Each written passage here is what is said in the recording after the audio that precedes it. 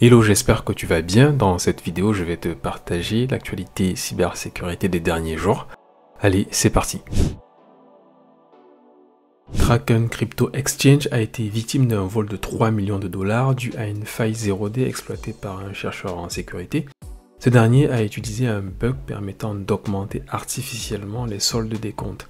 Bien que les actifs des clients n'aient pas été menacés, 3 comptes ont exploité cette faille pour retirer des fonds. Kraken a corrigé le problème en 47 minutes et traite cette affaire comme un cas criminel. La société collabore avec les forces de l'ordre et condamne cette action comme une extorsion. Récemment, la société Certic s'est présentée comme l'entité à l'origine de la brèche sur Kraken, affirmant qu'elle avait détecté plusieurs failles critiques qui permettaient de miner ou fabriquer des crypto-monnaies sur n'importe quel compte, qui pouvaient ensuite être retirés et convertis en actifs crypto-monnaies valides. Au Royaume-Uni, 2 personnes ont fabriqué une antenne mobile artisanale pour envoyer des milliers de SMS frauduleux. L'un des suspects, un homme de 32 ans appelé Wang Yongzhou, a été arrêté le 23 mai dernier. Quant à l'autre, il a été appréhendé par les autorités le 9 mai à Manchester. Selon la police de Londres, il s'agissait de la toute première affaire de ce genre en Grande-Bretagne. Jamais encore personne n'a utilisé une antenne téléphonique illégale pour envoyer des messages d'hameçonnage et bloquer les textes de suspects en contournant les systèmes de réseau de téléphonie mobile. Les messages ont été envoyés à des particuliers et les suspects se sont fait passer pour des banques et d'autres organismes officiels dans le but de tromper facilement leurs cibles et recueillir leurs données personnelles.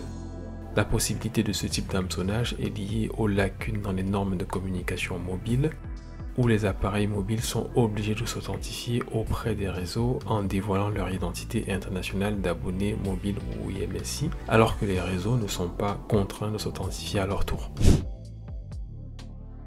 Les recruteurs sont pris pour cible par le logiciel malveillant MoreEggs qui se déguise en forme de CV. Cette attaque par phishing est une technique détectée il y a plus de 2 ans et cette nouvelle tentative a été repérée par des chercheurs en cybersécurité. La société canadienne de cybersécurité Isentir a déclaré que l'attaque a tout de même échoué et qu'elle a eu lieu en mai 2024, ciblant une entreprise anonyme du secteur des services industriels. Le pirate visait un recruteur en se faisant passer pour un candidat à l'emploi. Il a ensuite attiré sur son site web pour l'inciter à télécharger un document malveillant. Défini comme une porte dérobée modulaire capable de recueillir des informations sensibles, MoreEggs aurait été créé par un certain Golden Chickens alias Venom Spider. La dernière tentative, avant celle-ci, date de l'année dernière. Elle a été dirigée par Chuck de Montréal et Jack, qui ont fini par être démasqués. Lors de cette attaque, ils ont répondu à des offres d'emploi de LinkedIn en envoyant des recruteurs vers un faux site web de téléchargement de CV. Avant de te présenter la prochaine actu, n'oublie pas de liker la vidéo si tu aimes ce contenu. Ceci va permettre à YouTube de pousser la vidéo à d'autres personnes afin qu'ils reçoivent cette information. Les données de 165 clients de Snowflake se trouvent exposées dans le cadre d'une campagne en cours qui facilite le vol de données et l'extorsion. Mandiant, une société qui appartient à Google, assiste Snowflake dans sa démarche à réagir face à cet incident. La société de renseignement sur des menaces suit de près le groupe d'activités qui n'a pas encore été classifié et baptisé UNC 5537. Les motivations de l'attaque seraient pour des raisons financières. D'après Mandiant, UNC 5537 compromet les instances des clients Snowflake en se servant des identifiants volés, en vendant les données des victimes sur des forums de cybercriminalité et en tentant d'extorquer de nombreuses victimes. Ayant ciblé des centaines d'organisations dans le monde entier, le groupe extorque des victimes pour de l'argent. Dans ses actions, il utilise divers pseudonymes sur les canaux Telegram et les forums de cybercriminalité.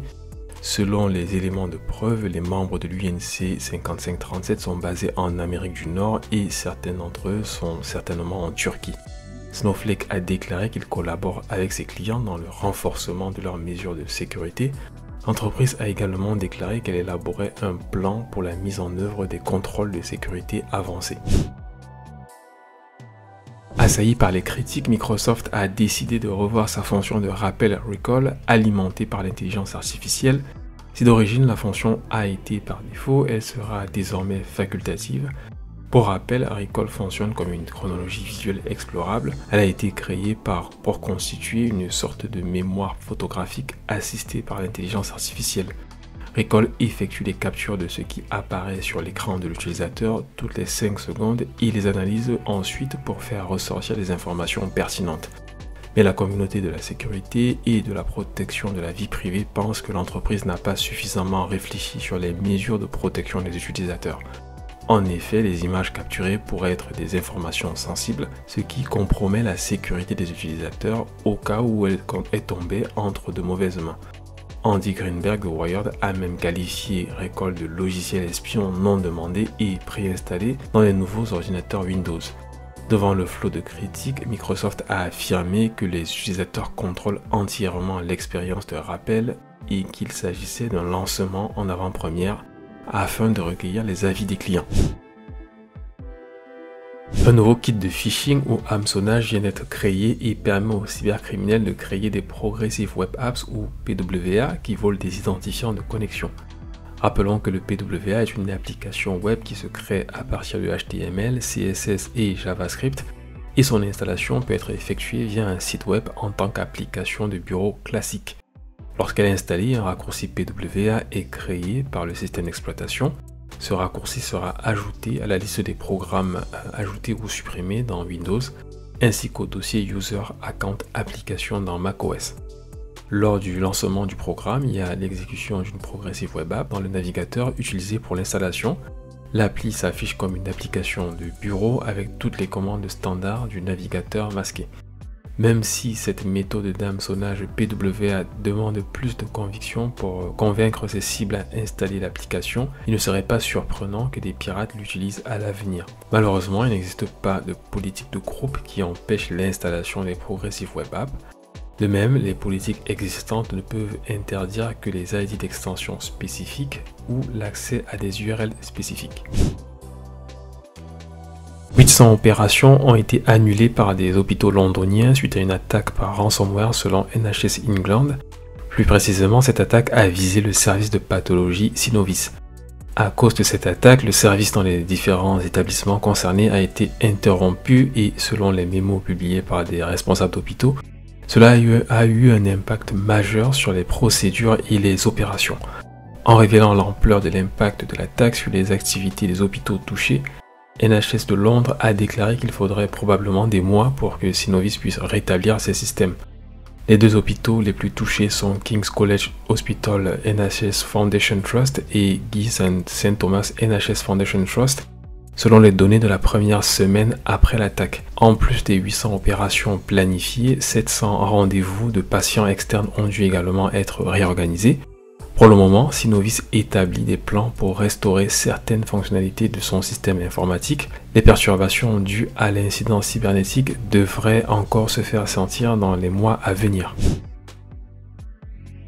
Une nouvelle technique hybride d'exploitation de modèles d'apprentissage machine a été détectée. Portant le nom de Sleepy Pickle, cette méthode exploite le format de fichier Pickle pour compromettre les modèles de machine learning. En injectant du code malveillant dans les fichiers Pickle, les attaquants peuvent modifier les paramètres des modèles, insérer des portes dérobées, manipuler les résultats ou voler des données lors de la désérialisation. Les vecteurs d'attaque comprennent les attaques de type man in the middle, les compromissions de la chaîne d'approvisionnement ou les tactiques d'ingénierie sociale. Pour atténuer ces risques, il est recommandé d'utiliser des sources fiables pour les modèles de machine learning, d'éviter les fichiers Pickle et de préférer des formats plus sûrs comme Ceph-Tensor, tout en adoptant des pratiques de sécurité robustes. Les serveurs Windows sont exposés à une exécution de code à distance à cause d'une nouvelle vulnérabilité critique de PHP qui a été répertoriée sous le nom de CVE 2024-4577. Toutes les versions de PHP installées sur le système d'exploitation Windows sont concernées par cette vulnérabilité d'injection d'arguments CGI. Les chercheurs en sécurité de DevCore affirment que cette faille peut être utilisée par les pirates pour dévier les protections mises en place contre une autre faille de sécurité appelée CVE 2012-1823. Selon le chercheur en sécurité Orange Tai, la fonctionnalité Best Fit de conversion d'encodage dans le système d'exploitation Windows n'a pas été remarquée par l'équipe au moment de l'implémentation PHP, Et c'est ce qui va permettre aux attaquants de détourner la précédente protection de CVE 2012-18-23 en utilisant des séquences de caractères spécifiques. La vulnérabilité a déjà été corrigée pour les versions PHP 8.3.8, 8.2.20 et 8.1.29. DevCore avertit ses utilisateurs en affirmant que toutes les installations XAMPP sur Windows sont vulnérables par défaut si on les configure pour l'utilisation des paramètres régionaux ou locals, japonais, chinois simplifié et traditionnel. DevCore demande aux administrateurs de ne plus utiliser le CGI PHP obsolète et d'opter pour des solutions plus sûres comme Mode PHP, FastCGI ou PHP FPM. Voilà, c'est tout pour cette actualité décalée sur la cybersécurité. J'espère que tu as aimé ce contenu. N'oublie pas de liker et de t'abonner. On se retrouve bientôt pour une nouvelle vidéo. En attendant, je te recommande cette vidéo. À bientôt.